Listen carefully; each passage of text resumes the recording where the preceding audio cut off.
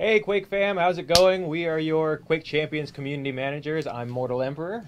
Tokyo Punch-Out. And in case you're wondering, no, you did not sleep through the entire week and end up on the next community stream. We are here live at id Software, going to be doing our dev stream, and we have a ton of stuff to get to.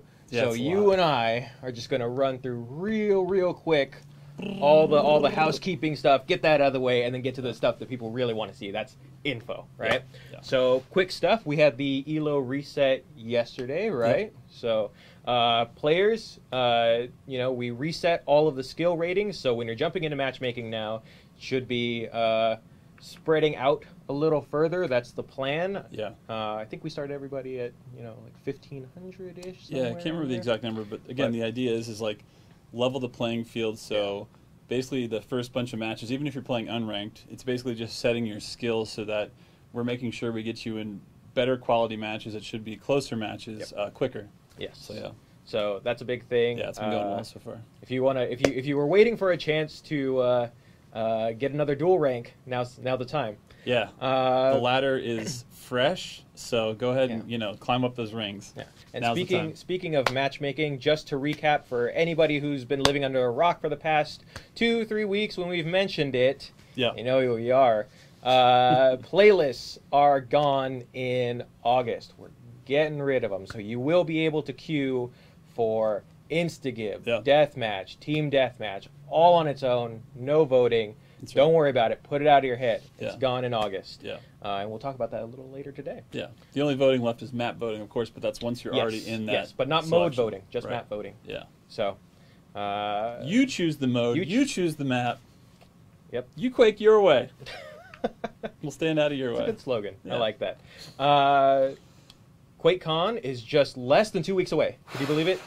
Less than 2 weeks, and it's whoo, man! All right, yeah. Pretty hyped for that. QuakeCon's gonna be tight. Yeah. We more than doubled the size of the BYOC, and there are still seats left. If you want a BYOC seat, if you and your clan and your friends want to come down, there are still seats left. We have a huge area for it.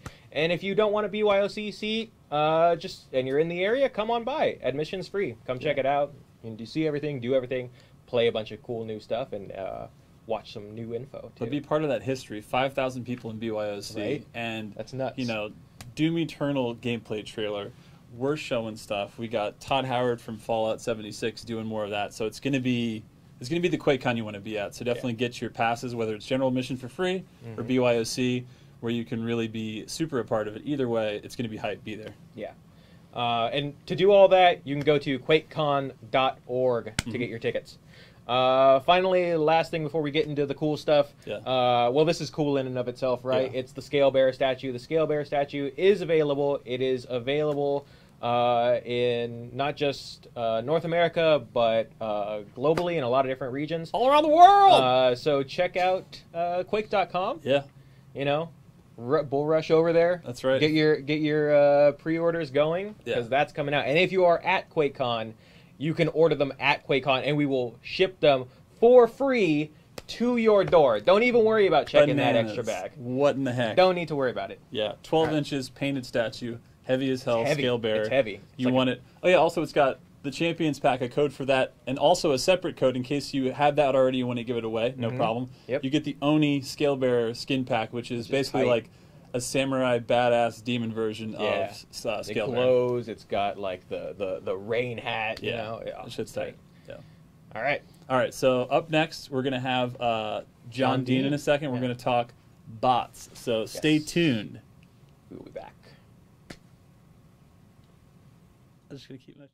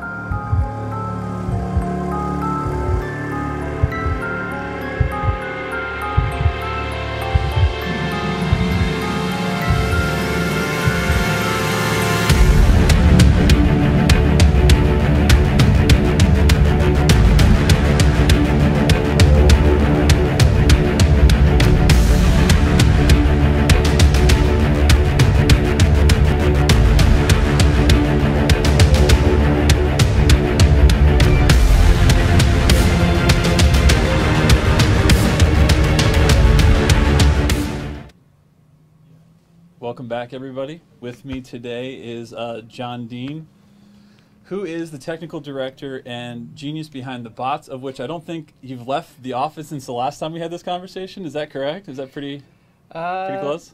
I try to go home like a little bit, like on Sunday, feed the dogs and see the family and stuff. But yeah, maybe not quite that bad, but sometimes it feels like it's pretty close. But, nice. but yeah. So you've been working hard on a lot of stuff, because I remember last time we had talked about phase 1 of bots that we had just put in, and that's when they weren't just doing backfill, but they were actually in a lot of matches publicly. Yep. But we sort of changed that recently, right? Yes. Yeah. So the free-to-play week that we had around E3 was a really good test for us. It was a good stress test of our systems just in general, our matchmaking systems. We learned a ton from it and made a lot of improvements on the back end. A lot of them we're going to be rolling out into the August update, and then we have features that are coming down the pipe for later updates as well. Yeah. That we learned from that. But also, we learned a lot about the bots. Obviously, they were very, very early at that stage for phase 1, but we learned a lot about where they can kind of help the most, where they can help with training and different things like that. So it was a lot of really good knowledge, and the community was really great with the feedback and for sure. being a part of that process. The funniest thing is seeing how people are attached to different names like Slambert. They're like, this SOB Slambert, like, this guy's ruining my life. It's like, that's just, he's a bot, or she's a bot, or it's a bot. Yeah, so I got to tell you guys, I love those. Those are amazing. Every time, so in the office, my technical producer, he'll send me images that he finds online from like the bots and the names and stuff like that. And I have a lot of really funny ones, particularly for Slambert. And those are just great. Like, those just bring a smile to everybody in the office. Like, we get a kick out of it. So those are fantastic. We love it. Yeah. But this is a really cool thing that we're just doing as of next patch. So we're taking out bots from the general playlist, so people, when they're just queuing for public, can get human versus human. And again, with the ELO reset, those games should be closer games, and we should be able to get you in those faster. But what's really cool is I wanted to talk a little bit today about how we're doing. Bots will still be backfill, like how you would want them to be in public matches, right? So if people are leaving, they're going to backfill into those? Yes, for not the upcoming patch, but afterwards. Afterwards, yeah, right. That's definitely a feature. And that kind of comes as part of their development and their kind of expansion of the things that they can do, like all the different game modes and abilities. Is the goal is we get them to a point where they're basically transparent. Right. So if you're playing a game, it's all humans, and somebody quits out like with 2 minutes to go, it's really unlikely you're going to find another human player, to be honest. In that period of time, yeah. Yeah. So at that point, a bot could backfill for you, and if they're playing the game modes, they understand all of them, and they can use their abilities and stuff like that. And this is all things, like I said, this is why it's coming down the road. I'm still working on all of this. Yeah. But it'll be really nice, because then you'll never get into those 4 versus 3 games where it's like, man, we were so close, and then somebody left, and then we were just kind of left holding the bag type of thing. So, right. So that'll be a huge help, I think, down the road. Yeah. I think people really like that. It's going to be awesome. But we've got one super cool thing, and we kind of touched on it, I think, last dev stream, but custom games with bots. So, so walk us through how this works exactly. So this is going to be a phase 1 version of it, but already, I have to be honest, I'm really, really happy with it. The artists who worked on it, they showed me the UI concepts for it and everything, a couple months ago when they were working on it, and it looked really promising then. And what it's ended up as is just a really friendly, user-friendly interface, point-and-click interface. You can control their skill levels, you can control the numbers, you can control the placement on the teams, you can literally just grab a bot, move them over to another slot on a team if you want them to move them around, kind of set it up the way you want. That's kind of the phase 1, just real basic options, basic support for everything, basic support for all the game modes and stuff, basic game modes at least. The objective modes, that's still coming for the next patch. Sure.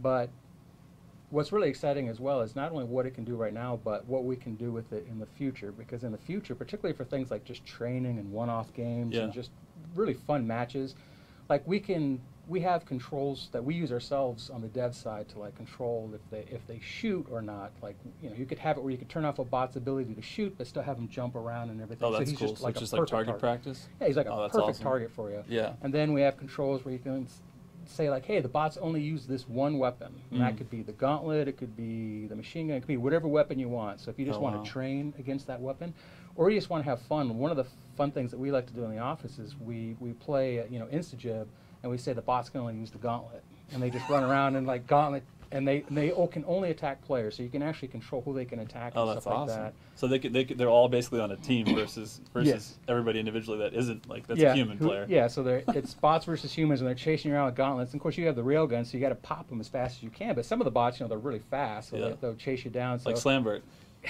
Like Slambert. Slash is actually really good too with her speed. She zips around the corner, and we've gotten surprise gauntleted in the back more than once. So some cringe fiesta anarchies running around, I'm sure. Yep. Yeah. So it's still my favorite one. Yeah. Bias. Yeah, it is awesome. So there's a lot of really fun things you can do with it right now, but down the pipe there's even more options, and that's really exciting. So that's going to be really cool. We'll be able to talk about that more in the future, but yeah, there's a lot of really fun stuff coming. I think we've actually got a little custom video that we can show of what the interface looks like for when you're making a custom game and you're adding bots into it. If we could roll that here, because like you were saying.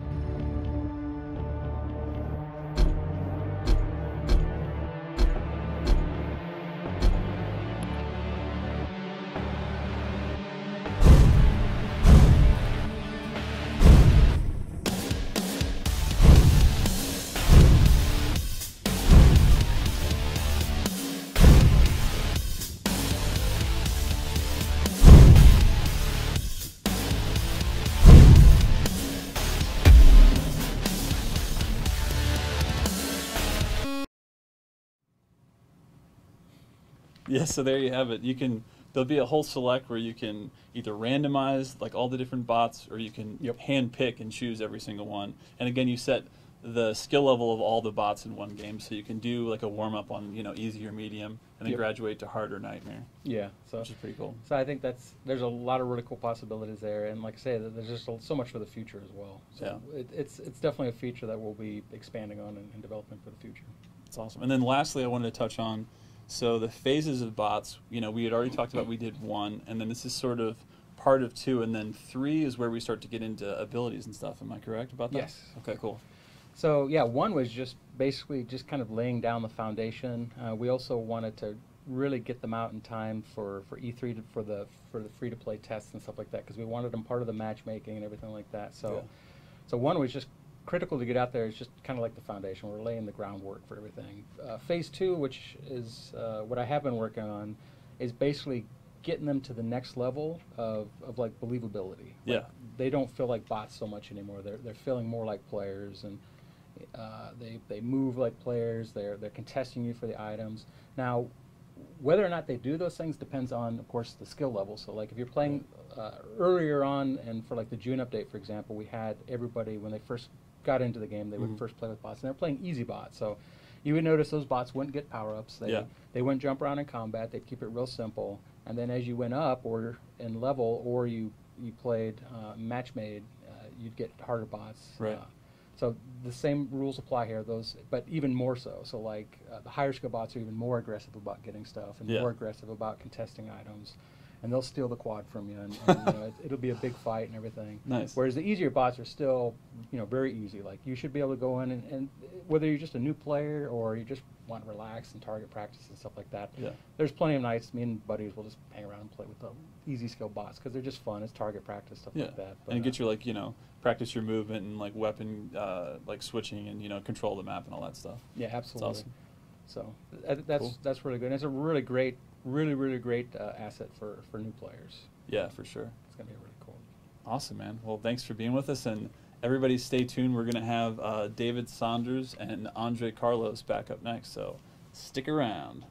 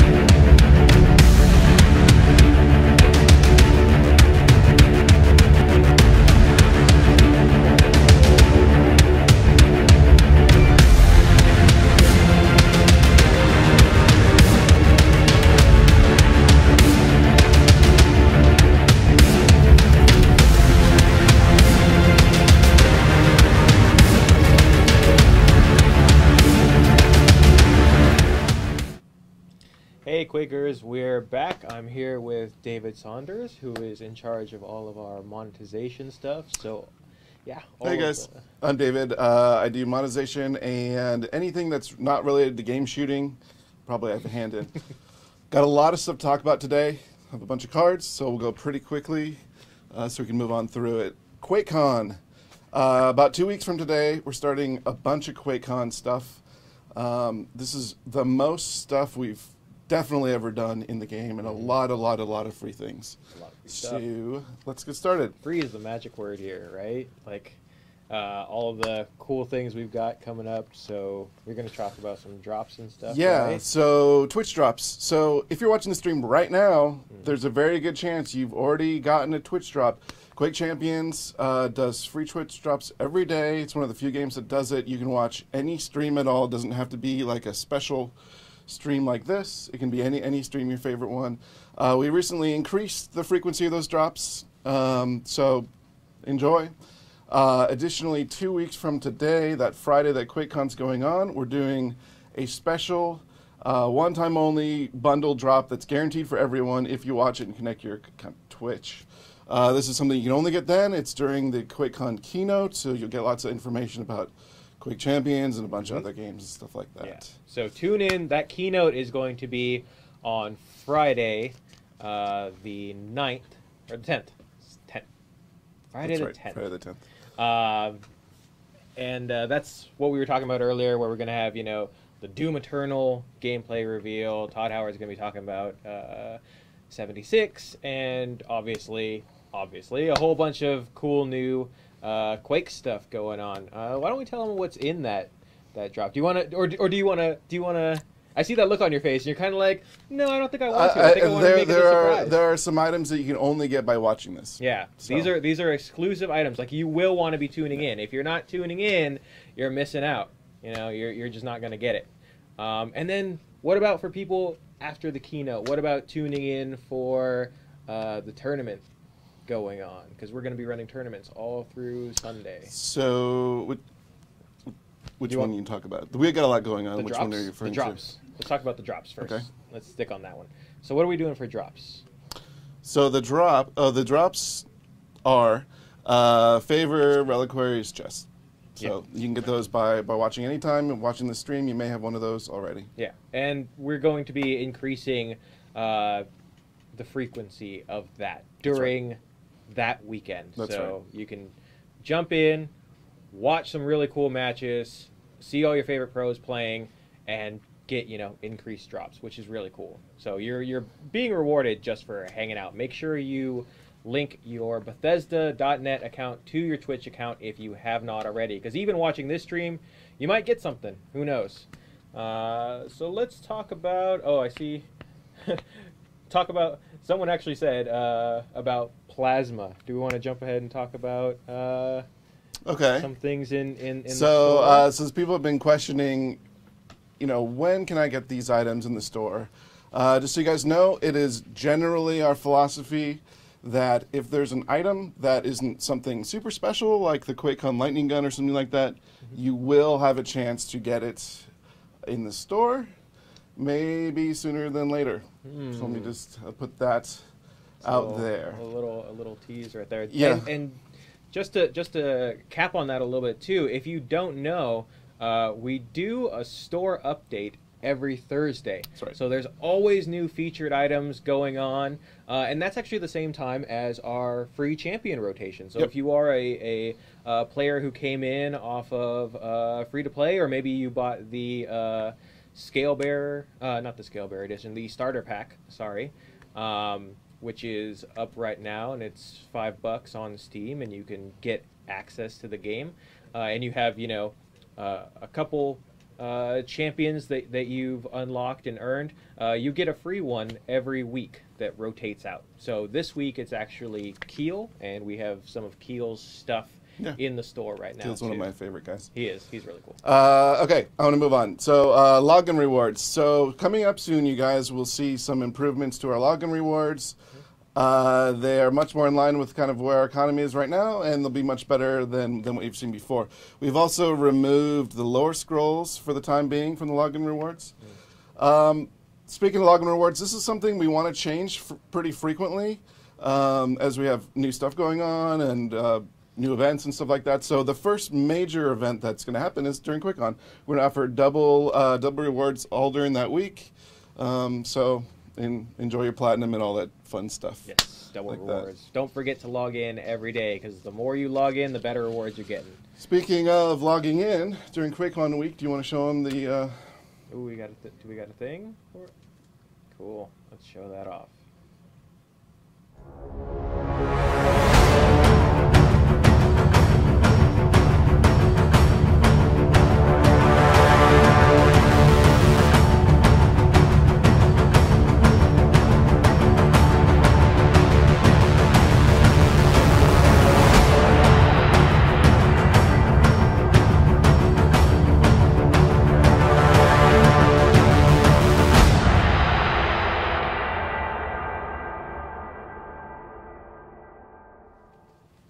Tight new gauntlet, right? Yeah, so this is the gauntlet from Quake 4. This weapon is super rad. You will be able to get it in a new, what we call the QuakeCon Esports Showdown Bundle. So this is happening during our QuakeCon week. You can still get it in loot chests and stuff, but you can also buy it in this bundle. This bundle is definitely the highest value thing we've ever offered. It comes with a gauntlet. It comes with a 7-day XP boost. It comes with 2 reliquaries. It comes with some platinum as well. Additionally, all these purchases go toward helping our esports initiatives. And because of that, we're allowing you guys to buy it as many times as you want to if you feel like helping out our esports. Yeah, this is the first bundle that you're able to buy multiple times.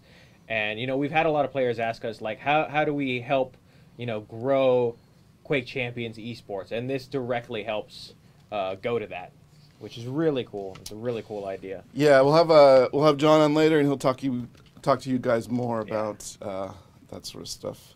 What else we got? We got some other things coming at QuakeCon for login rewards. So right? if you remember QuakeCon last year, if you logged in, we gave you a free, unique, legendary, one-time only special lightning gun. That orange lightning gun with the orange beam. Yeah, it's one of my favorites.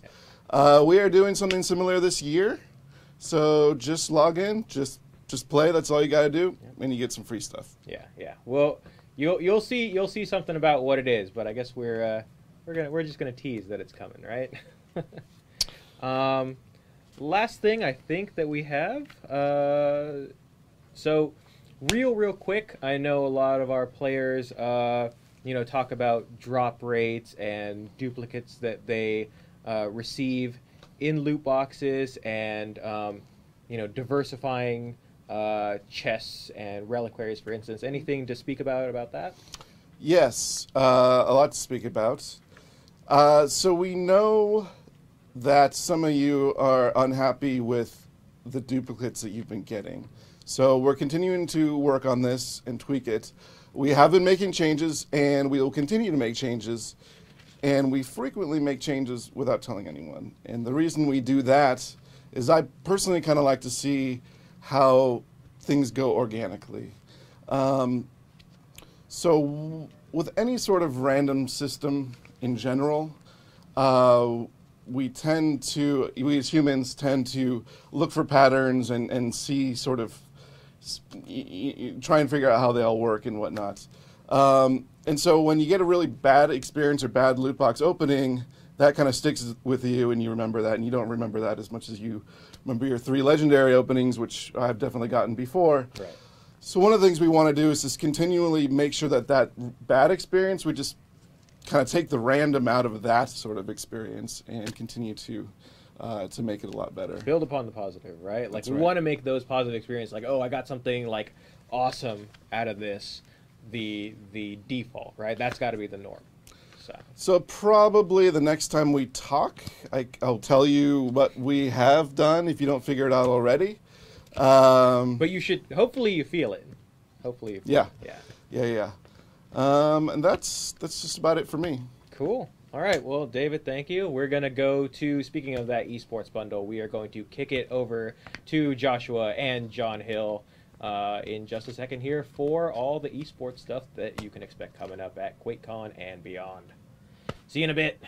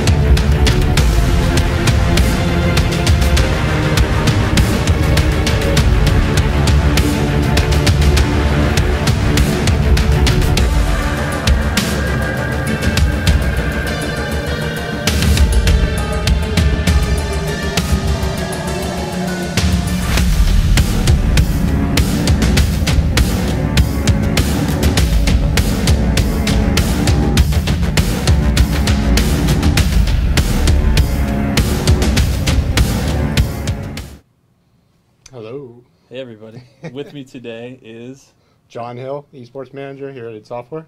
You might have heard of him before, 04. He used to win Quake Cons. Yeah, now I just plan them. Which one's more fun, planning them or winning them? No, actually I love them both. I absolutely love safe answer. Yeah, exactly. Very safe answer. But no, we're excited today. We're going to be talking about QuakeCon, how that schedule is looking. We have a lot of exciting stuff coming up. Yeah. Yeah, so if you want to show the schedule. Yeah, let's start off with that. Absolutely. So the Quake Champions event will start on Friday. That's right. We're going to have what we're calling our community cast. It still is we're showcasing the 2 versus 2 open. However, we're going to have a number of different influencers, streamers, people from the community on stream. Josh is going to make a guest appearance. Hey, I might be there. And it's going to be a lot of fun. Yeah. It's going to be that QuakeCon vibe, and so we're really excited to showcase that. Most definitely. And then, of course, on Saturday we'll be down to our top 8 teams. Yep. Where we'll have all teams they'll be playing on stage. It's going to be a really great show. We're also going to be showcasing our CSL finals right before our pro finals. So that's going to be a really great showcase to see how the collegiate players have really come along over the past few months. Yeah. We actually have our Final Four. That's right. On Tuesday. So tune into that. See who are going to be the top 2 colleges. We've got Appalachian State, UT Austin, Rochester Institute of Technology, Carleton University. Mm-hmm. So they're going to be battling out, see who the top 2 teams are. And then can I just pause for a second here? Can you imagine? Okay, when you were in college and you were probably not playing as much Quake because you had to study and study hard work. Get the hell out of college, right? Yeah. Can you imagine being like, hey, I got an idea. While you're doing the study thing, what if we paid for like a lot of a year of your college if you just like win at this Quake tournament? Yeah, and it's summer for everyone. So like dream come true time we live in right now. I know. Isn't it kind of nuts? I just wanted to stop and pause for that for a second because it's just like, damn, 2018 is it's a pretty good time to be alive. Yeah, no, I mean these players have a lot of good opportunity. We're going to have the top 4 collegiate players in the country. Playing for a lot of money at QuakeCon. It's going to be great. Yeah, it's going to be pretty hype. And then the last day, of course, is the showdown, right? Yeah, on Sunday we've got the dual showdown. The top 8 teams, their players will, they'll be on opposite side of the brackets as we seed them, and they'll be playing for a winner take all, $25,000, and we'll be. It's going to be the hot seat on stage. 2 players come off. Only 1 player is going to stay. So it's going to be a lot of fun. Yeah. It's going to be really good. Thank you, Maverick, on stream. I was getting a little indecent. One of my buttons came undone. That's a bro looking out for you, so I appreciate you, Maverick. Drink for you at QuakeCon. Yeah, absolutely. He's like, shit, now I got to get to QuakeCon. But I think as David just mentioned, we're really excited too because we've got our QuakeCon Esports Showdown bundle that will, help support the esports program. Yeah.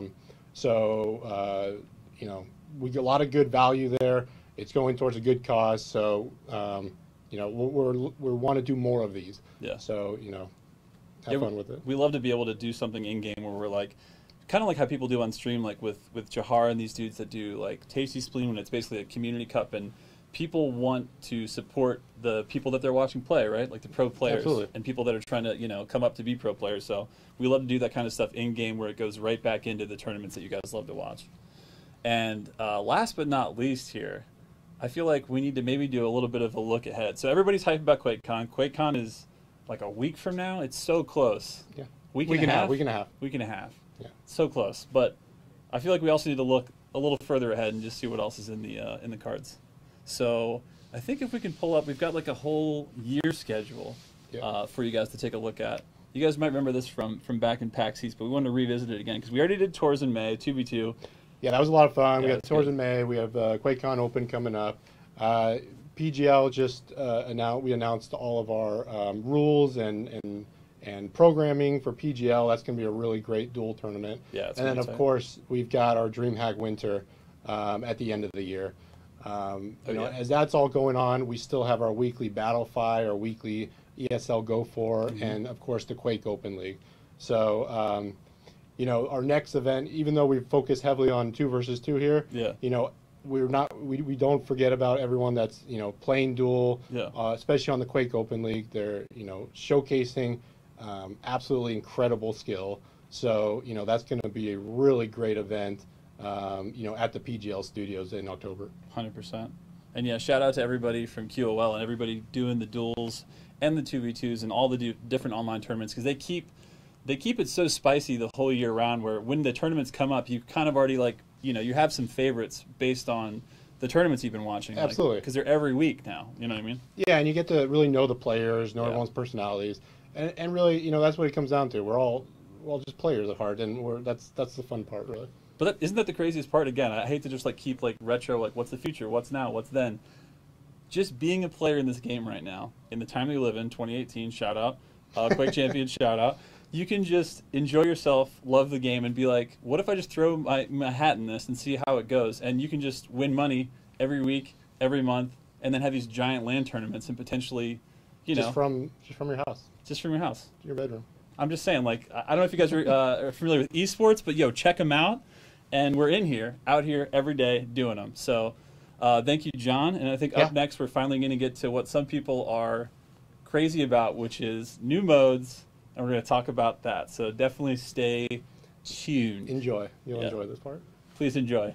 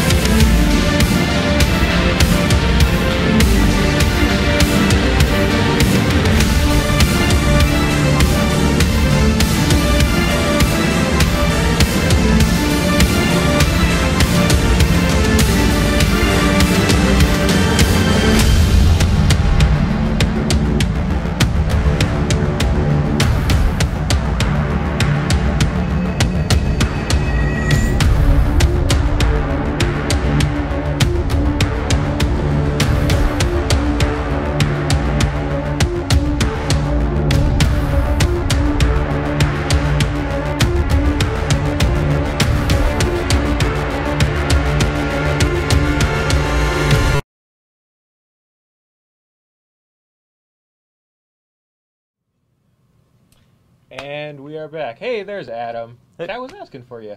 Yep. Good to see you guys. And we have a new face to the streams for the first time. This is Hi, Jason. everyone. I'm Jason Lyons, gameplay programmer at id Software. Yeah, and you've been working on a lot of the new modes that we're going to be talking about today, right? So, what do we want to talk about first? What's the first of these new modes that we're going to get into?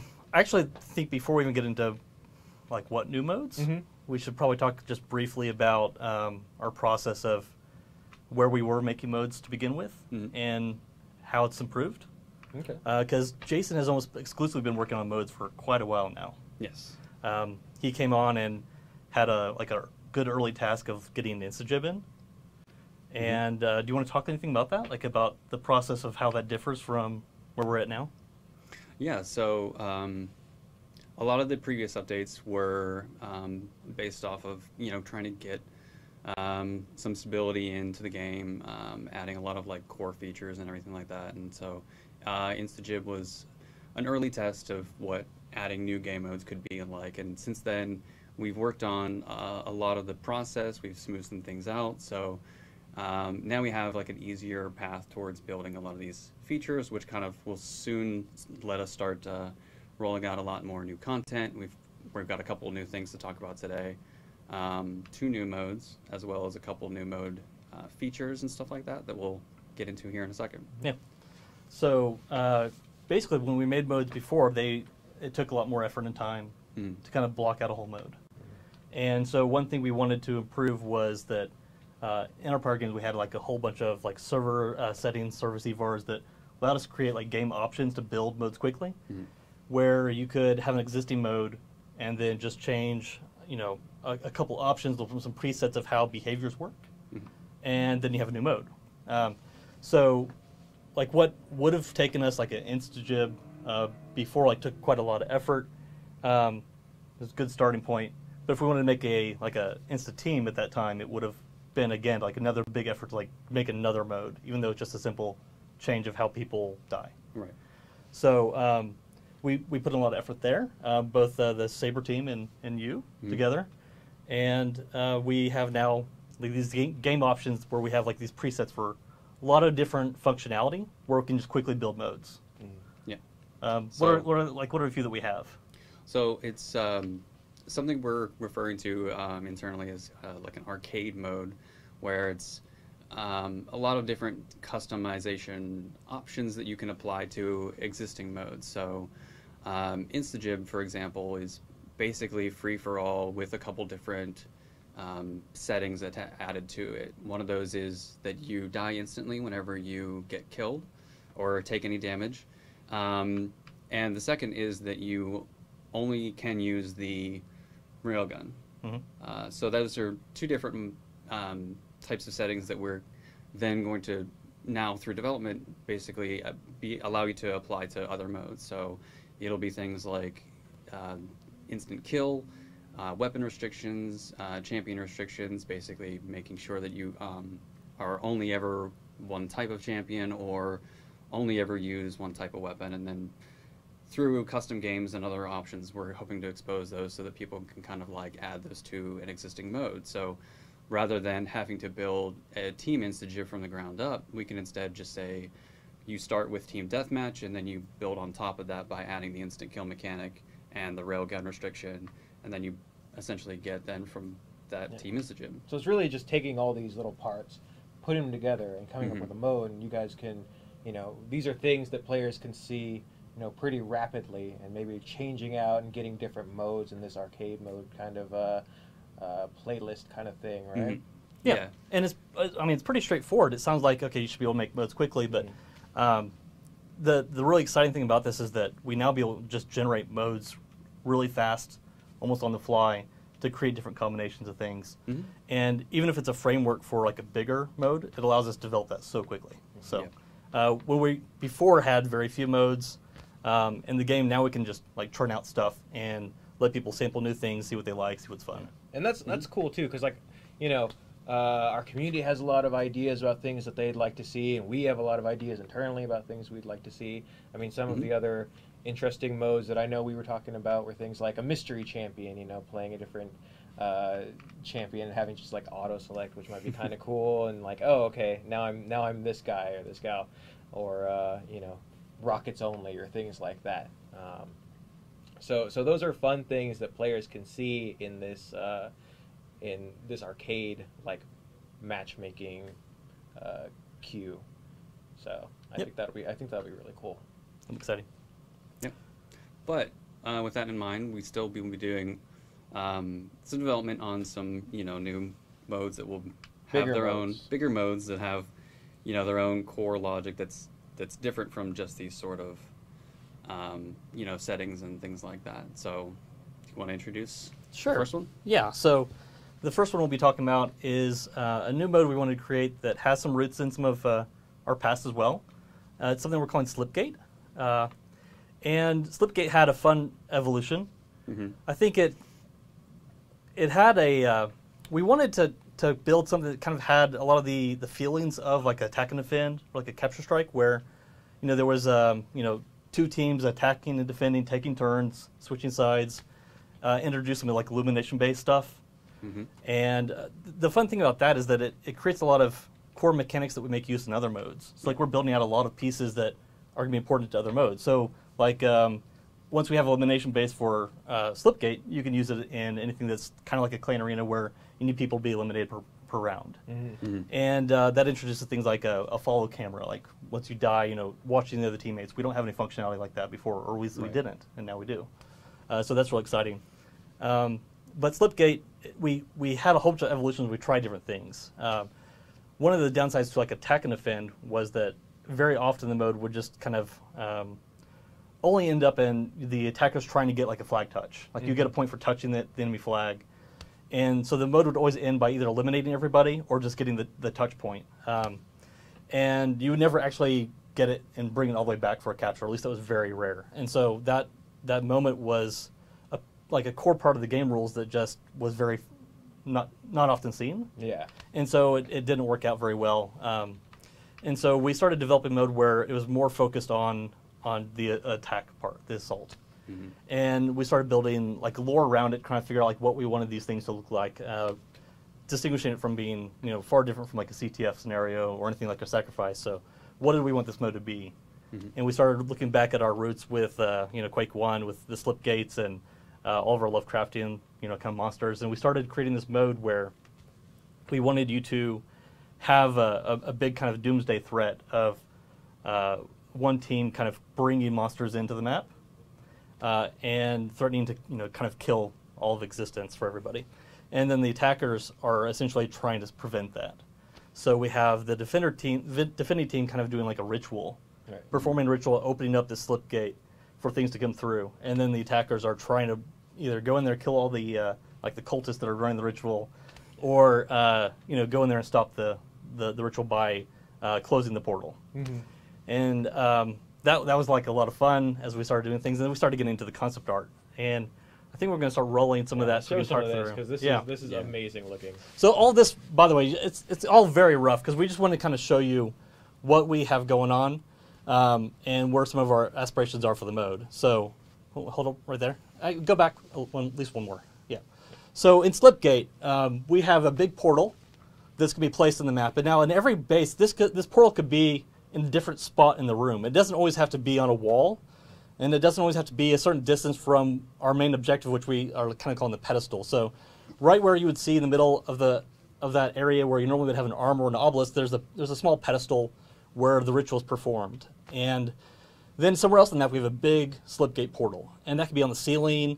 And the idea is that at first the portal is just open and has some effects on it. And as the match progresses, basically the effects get more severe and tentacles start coming out, and we start to see this kind of doom that's coming upon. So the attacker teams want to go in there and prevent that. Here we have a little bit of our concept art of where we started to concept what we wanted the Slipgate to look like. We started looking back at, again, Quake 1 on the single-player maps, like you're often racing to go to the end of the map where the exit is. And it was very often like a big, round doorway that you're trying to run through. And, that would then, teleport you off to somewhere else. So we had this rock kind of stone concept, and then we started exploring ideas like this, where it's a blend of tech. Bit more sci-fi right here. Yeah, this is much more sci-fi, and our game always has this blend of this bizarre kind of alien tech along with the old traditional stone stuff. Mm-hmm. This concept ended up being a little bit too busy, even though we all loved it, and so we did kind of go back a little bit more towards the stone stuff. Let's go to the next image here, and this is an example of like a placement on the ceiling. So on a ceiling placement, it might be like right above the pedestal, where we might create like a beam that kind of connects the two, so that you can always understand that the pedestal is driving the progress that you see with the portal above. And obviously, of course, you can tell where the progress is at because you're seeing, this like a horror, coming out through the portal, which is just, that's so cool. Also, just shout out, I love that some people in our Twitch chat right now are just calling it like keep the anime out.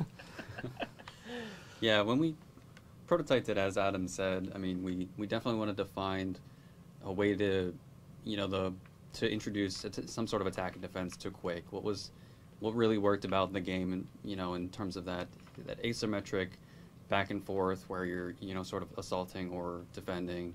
As you mentioned too, it is an elimination based mode, so it also kind of introduces a different pacing for some people, because when you spawn in, then you're going to want to sometimes maybe play it safe to try and not get killed, but the fact that this slip gate is going to be opening continuously throughout the match kind of changes how you kind of go about solving that, because if you assault it too fast, then you may end up dying, and then you're out for the round. But as this thing opens, it'll take longer and longer to close it for the attackers. So it introduces a little bit of time pressure, because you don't want to let this thing sit open for too long.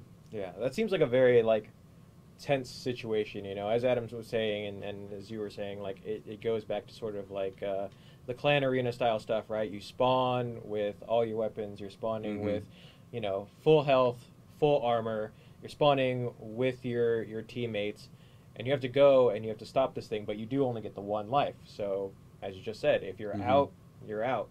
And with the third person spectating camera, and you can see where your teammates are at, even when you're out, it's kind of cool, because you're now putting your hopes, you're vesting yourself onto your team.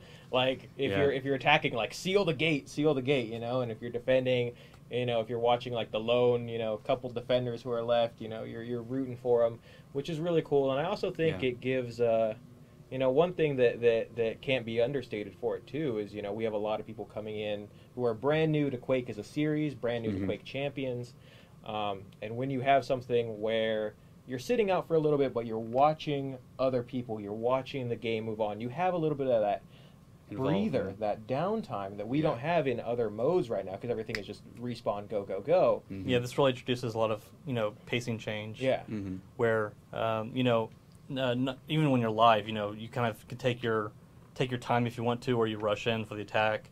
You can let your teammates kind of spread out and try to flank people. And then again, when you're out and you're spectating, it lets you take a little bit of a breather and even learn something. Yeah, you get to observe everybody that's basically doing better than you are, because they've managed to stay alive and you're not. So you can glean a little bit from that. Learn how to what you do on your next round or what you do in your next match to try to improve yourself. Yeah. So that's always good. But it's something that we need, and we're trying to build with a lot of our objective-based modes where we have a little bit of a different pacing instead of just always be on. Yeah. Like it is with free for all. Yeah. But the couple pieces that are new to this mode, as Adam said, that we can hopefully then work into other modes are when you're in the match as well. We've got an updated HUD that actually shows you your teammates' player portraits at the top. Yeah. So you'll be able to see what the status is for your team, as well as the enemy team. So you'll get a sense for who's left alive and what the balance of power kind of is, which, in addition to in the match being really useful, should also help for people watching. And for people spectating and streaming and stuff like that, to be able to kind of hop in and see what's going on. How far along is it? What's going on in the match? Yeah, exactly. But it's important to note that nothing that's shown through the UI is anything you wouldn't get otherwise, because we want to make sure that we're not feeding people more information that they would already get. This stuff is already on the scoreboard, it's just rather than having to like tab open to it, we're just incorporating into parts of the HUD as well. Yeah. In addition to that, like the follow cam stuff, like you guys said, will hopefully, be able to let us do more cool spectating features later on. And also, it's round based, so we're letting you choose your champion between rounds for a mode like this because we feel it's important that between rounds you may want to change who you are, and since you can't do it within the round, we're definitely making sure that you can, coordinate with your team ahead of time in that sort of intermission time between rounds. So when the round ends, you'll be presented with the champion select screen again so that you can, figure out, like, maybe I want to go in with Keel this time and lob a bunch of grenades in, or that kind of didn't work, so I want to take Nyx in and try to stealth my way in behind people. So yeah, and I'll switch between attack and defend, very often. I use different champions from defending or not. Yeah. So let's we're coming up on time here. So let's ask the question: when are players going to see that? When are they going to be able to test that? And how are we sort of presenting that to them? Oof. Okay. Well, we hope to get the mode into a PTS sometime after QuakeCon. So in the very near future, we're going to run that. Man, we should move on though. We only have a couple minutes. I thought that was it. Huh? We talked about arcade mode. We talked about Slipgate. We had the video on the follow cam. We don't have time for that? I don't know if we have time for that. Okay. But I think that was it for modes, right? We have one more. Which? We have one more. Well, what mode? Yeah. I don't have another mode. You know what it is. Red Shell? No, I think it's CTF. CTF. Do we have time? We have time. We have time. We will make time. We'll make time. We will make time. Otherwise, that chat is going to burst through that monitor Chat is and about strangle us all. Like, ready to riot. Let's give the people what they want. Okay. We'll skip on to CTF.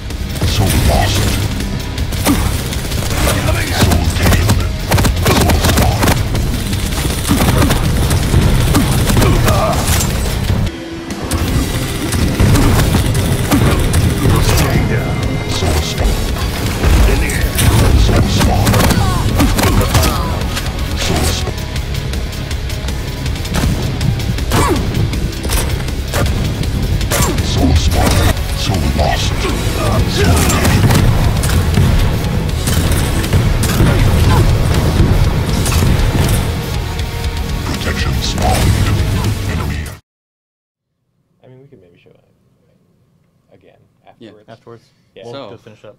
So, okay, so on something CTF... to keep in mind for this stuff, too. A lot of this is still prototype. WIP work in means progress. Work in progress. Yeah.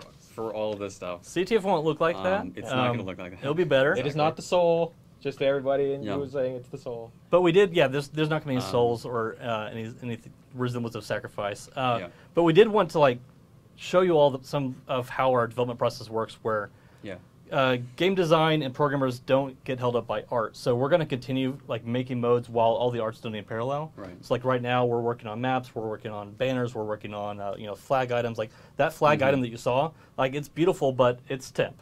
It's a nice throwback to Quake 2. Looking like the Quake 2 flag, but we plan on making new assets, all that. That was something we were able to throw in to start our playtest. Yeah, but we do have a working set of rules for CTF, and we've done playtests with it. So there's still a little bit of polish, as Adam said. It's kind of just part of the process of figuring out and all the mechanics and making sure to actually get it in and test it and solidify everything. And we've got some temporary assets that we're working with at the moment, but that's all work in progress.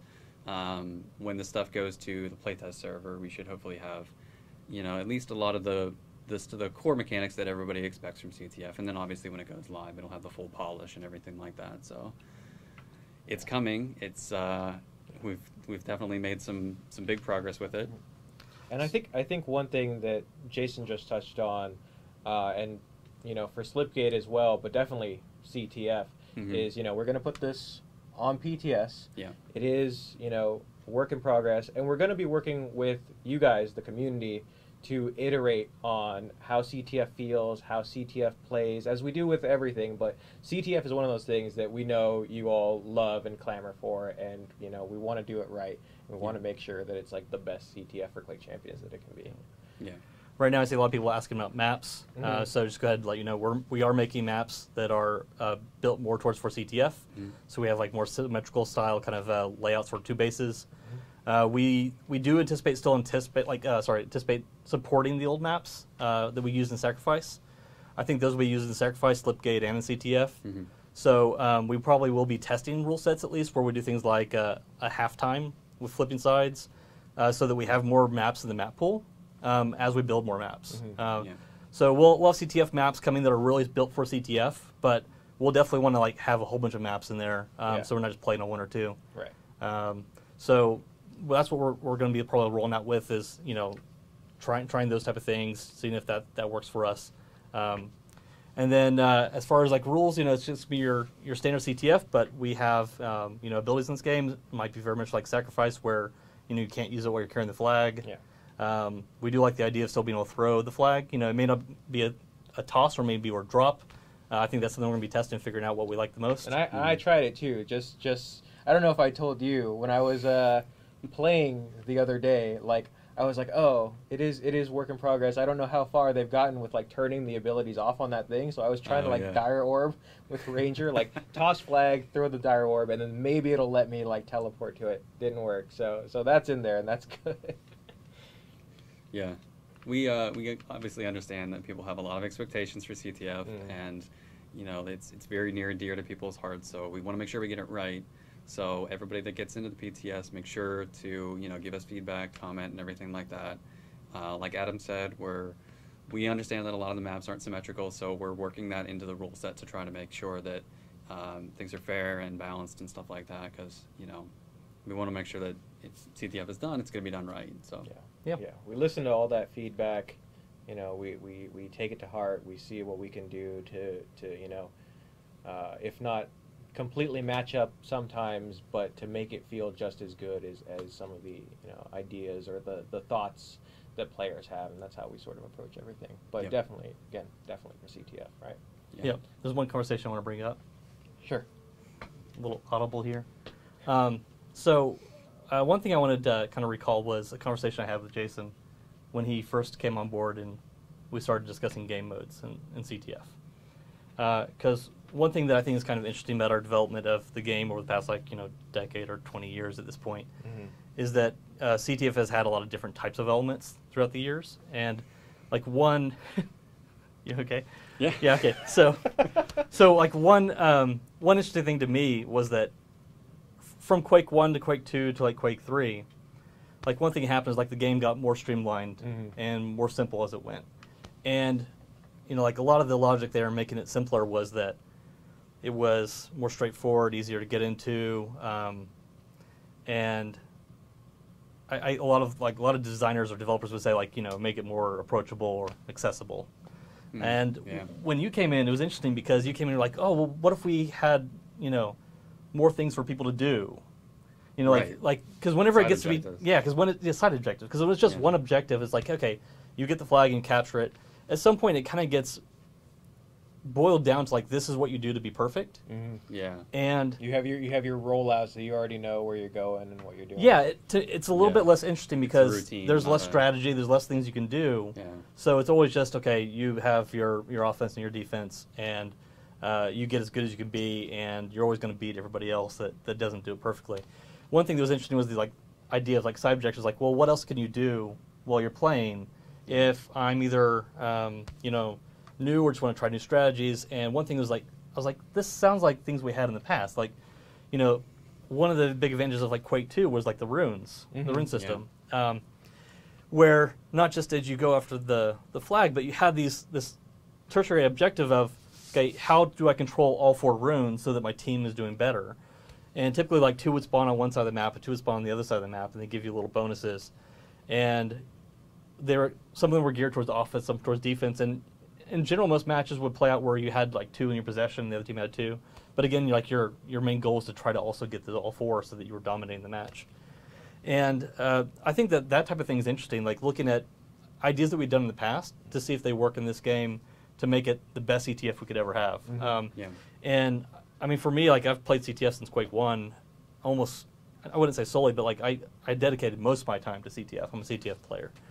And by far, I mean, CTF in Quake 2 was probably the most fun I've ever had. So I definitely want to go back and be exploring a lot of those things to see what we can do to make this even better. Yeah, that sounds really cool.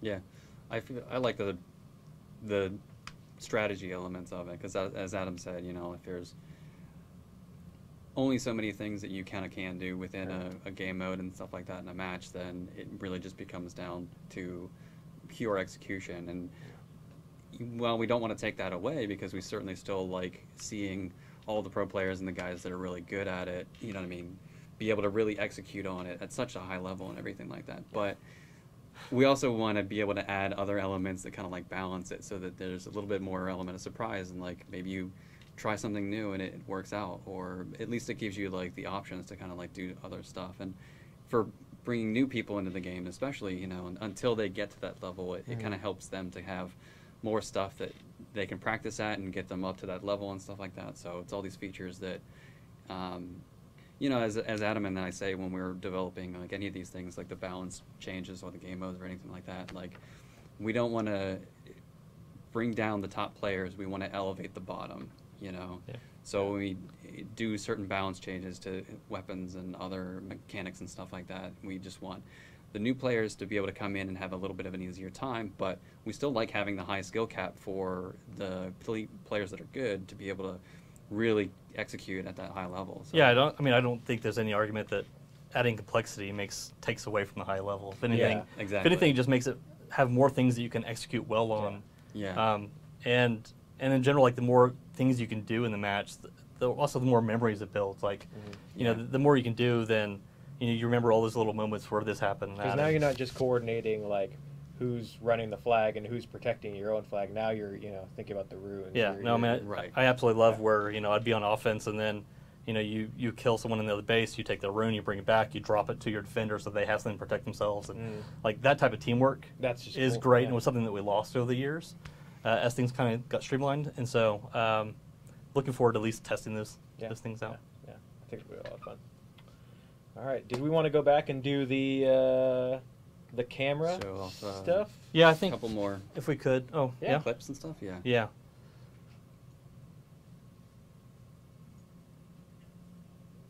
You want to narrate? I don't know if it has. I don't know if we're heard over the clip. No, we can't. Okay. Yeah.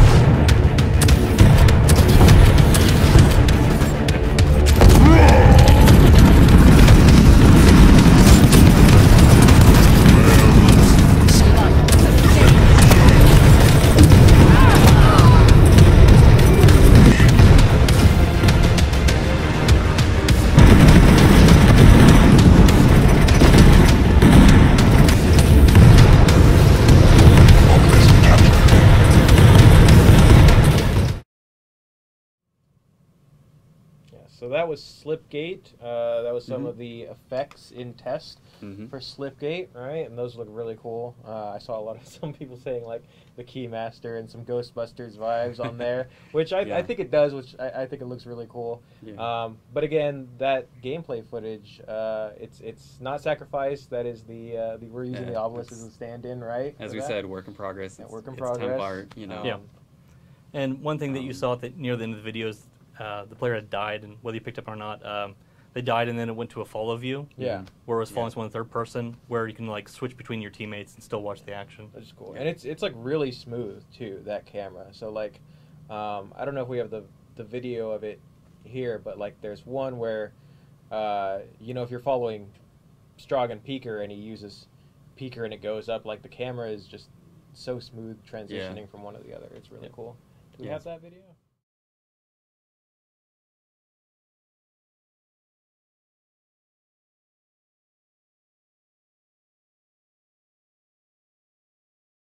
Really cool, like how it flows. You know, it's not choppy. It looks really good like that. And that, as Adam and Jason were saying, like that opens the door for a lot of other things and a lot of other modes that we can use it in. And it's not just Slipgate, you know, that has other applications. Yeah. Yeah, it'll end up being a nice addition to all of our team-based modes.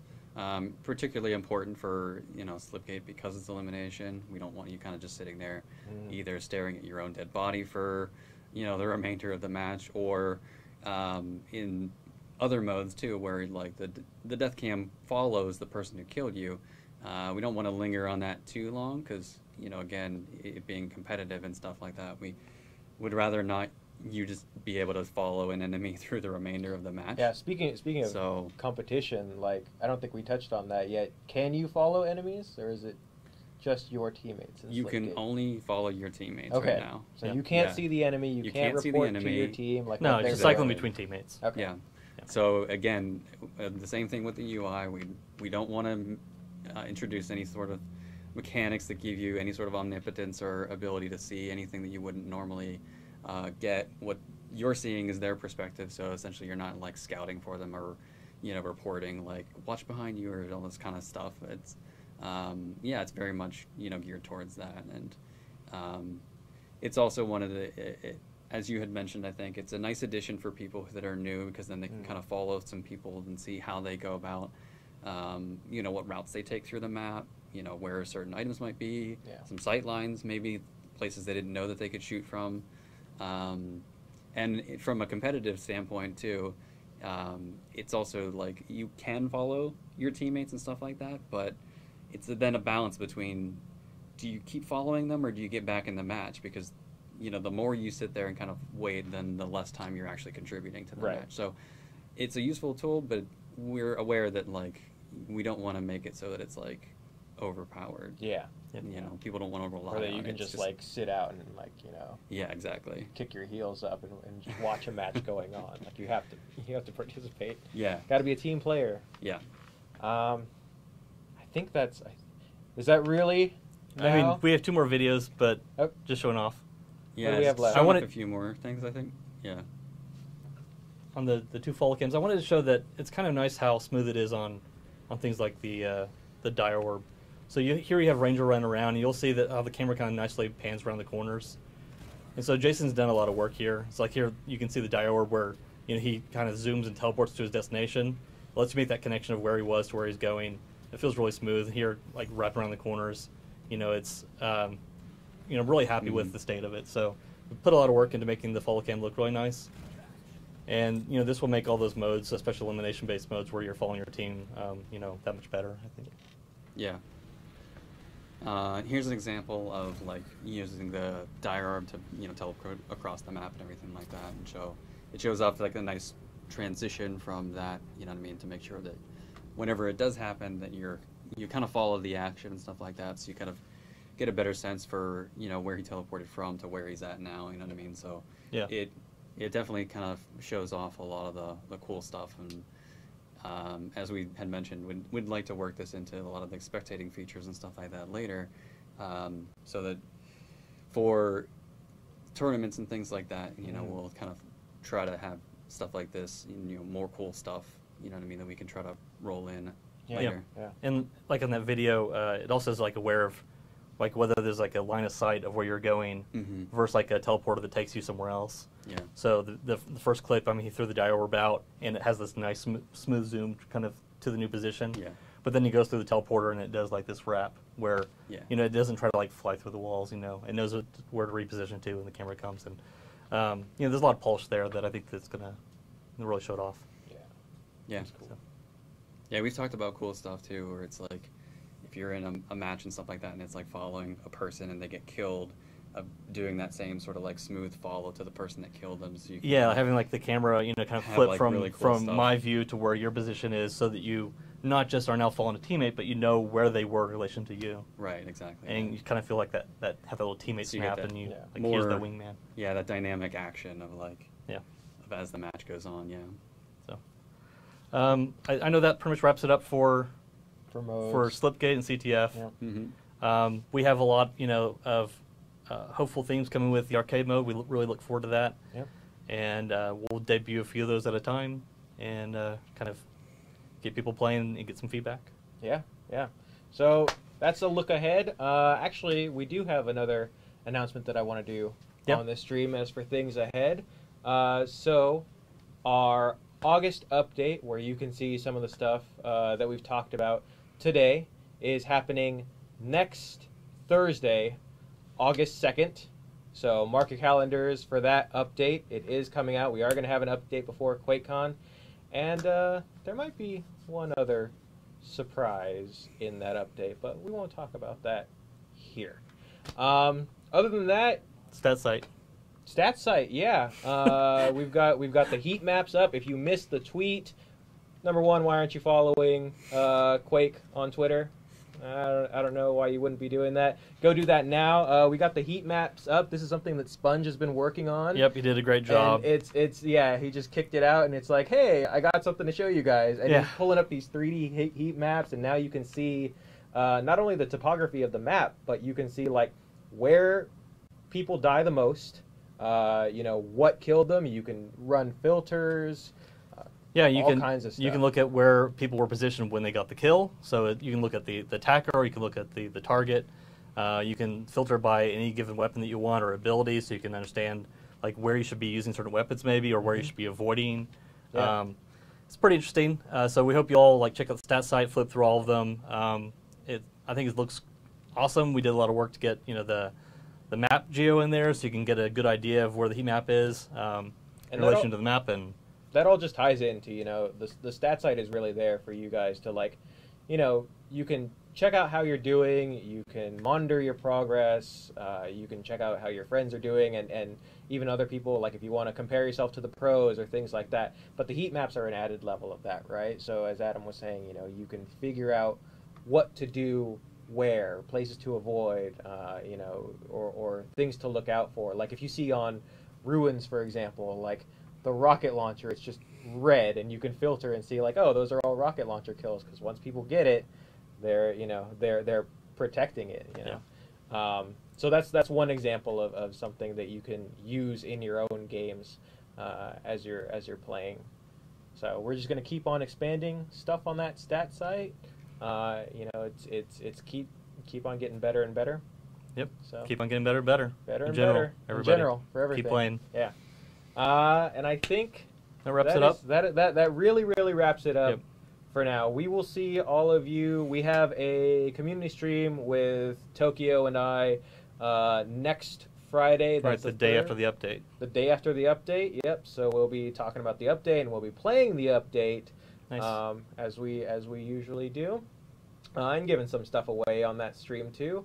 And then after that, it is QuakeCon. It is QuakeCon time. It's coming up fast. So we will definitely see you guys there. We hope to see some of you in person, and we hope that all of you out there tune in for that weekend of streams. And with that, thanks for joining us. Thanks for joining us, everybody. Take care. Have a good weekend. Stay Keep frosty. on quaking.